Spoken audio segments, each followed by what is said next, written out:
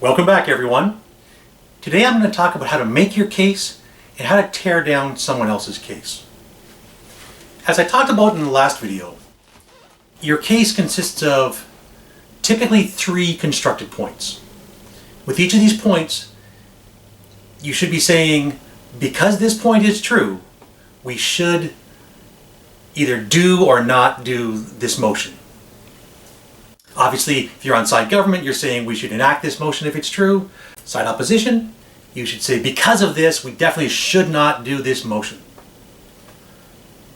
So each of these points operates the same way.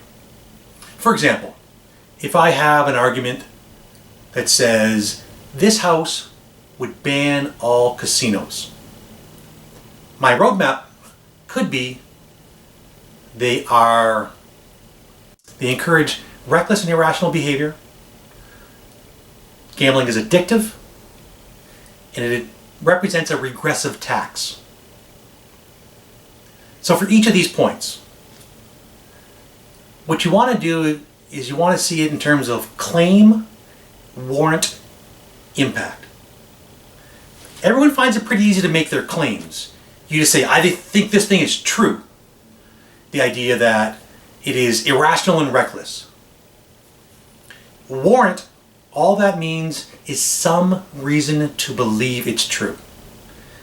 You can use factual evidence, you can use reasoning, some combination of those two. Impact is simply to suggest it matters. Oftentimes when talking about impacts, we talk about it in terms of harms or benefits. You can talk about it in terms of reducing harms, obviously a good thing, increasing benefits. For the roadmap I just gave you, I'm going to go through 2 of the points and show you how I would develop my claims, warrants, and impacts. Reckless and irrational. My claim would be that gambling is so reckless and irrational that the government should step in and protect the citizens from themselves.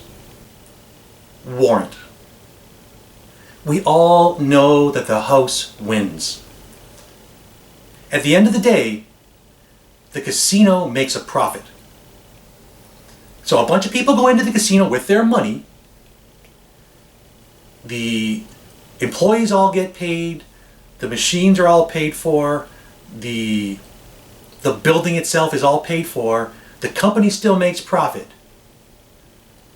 And then a bit of winnings go out. So we know it's a losing bet. We all know this. The vast majority of the people who go in lose their money. Now, the type of people that go in and think they're going to win are the same type of people who make poor choices in life. A lot of times these are people who go in and they need that win to survive for the month. There are lots of occasions where people on welfare go in and spend most of their welfare check just hoping to double their money, and they end up losing their money and being in a worse situation than when they started. So that's my warrant. What I've done here is I provided a bit of a mechanism, it's called, a reason to believe that this end result will happen. Impact. We recognize that the majority of people who go to casinos see it as a light form of entertainment, and they spend their money in the same way they would going to the movies. But what we have with casinos, those who need this money to pay their rent, to buy groceries, are gambling this money away, losing it. So we have 2 big impacts here. The families of those who need the money are denied that money and the basic goods and services they provide. And second, our community, the vendors who would provide these services and goods to these low-income people, are denied that income. So it's a drain on the economy and a drain on the families. So it's a very real impact. So that's how I'd probably develop that point. The second point I'll develop is the addictive. We recognize that a lot of things in society are addictive, And I would suggest that gambling is so addictive that it's dangerous to the point where government needs to intervene. So we recognize there are things addictive like cigarettes that we say, well, we can live with that. Whereas heroin, we recognize is far too damaging to allow people to use. I'm going to argue that gambling is closer to heroin than it is to cigarettes. People defend gambling because they say it's not physically addictive. That is a lie.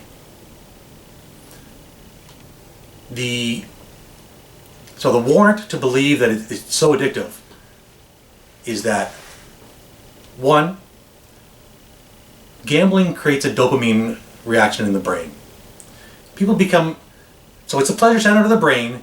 When you bet and you win, you get that dopamine hit. This is the same thing that happens in gamblers. They'll keep chasing that hit. You bet $100 and you lose it. One of the things that gamblers will do is they'll try and deny they lost it. Like when anything bad happens in your life, the first thing you try and do is say, well, maybe I can make it not happen. So you bet 200. And if you lose that, you're quickly betting 400, and you're quickly in a place where your mortgage is on the line. And I transition to impact there, as you can see. When you're presenting your case, you don't lay it out in terms of, Mr. Speaker, this is my claim, this is my warrant, this is my impact. You could do that, but typically you just, in your mind, you see it as a claim, a warrant, and an impact, so that you know the point is logically cohesive. If you miss a part of that, the judge could easily look at that and say, well, I believe that what you say happens, but I don't think it matters. Especially the opposition might say something like that. One way of making sure that you're getting your warrant correctly is simply being that annoying kid who asks, why does this happen that way? Once you answer that to yourself, it's easier to make sure you're answering that for the judge. There are a lot of things that we know to be true. In debate, though, you can't assume the judge knows these things to be true. You must spell them out for them. Second part of this, how do you take down someone else's argument? In debate, you'll often have to rebut.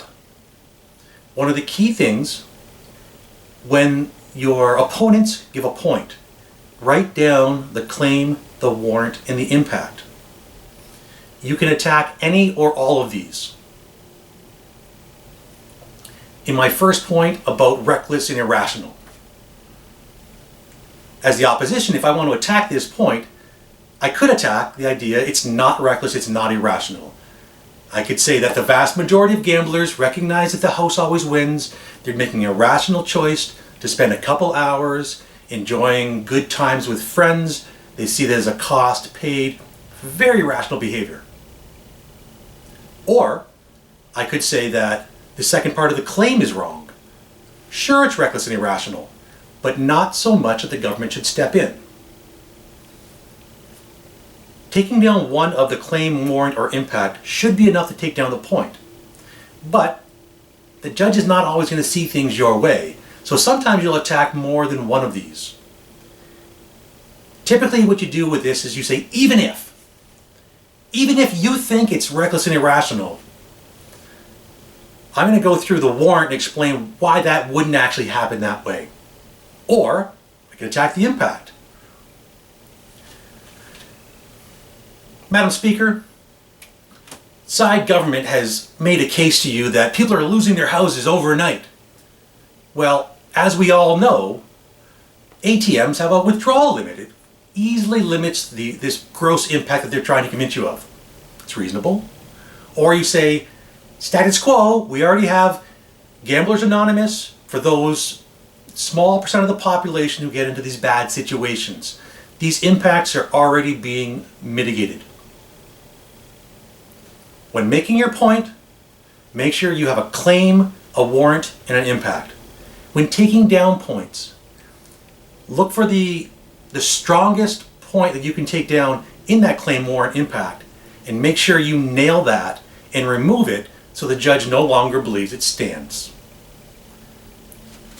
This is vital in debate, but I also think if you get used to doing this, you'll find it's vital in your everyday conversations when you're talking about things. Make sure you're not just saying things. Make sure you're explaining why it's true and why it matters. We'll catch you next video.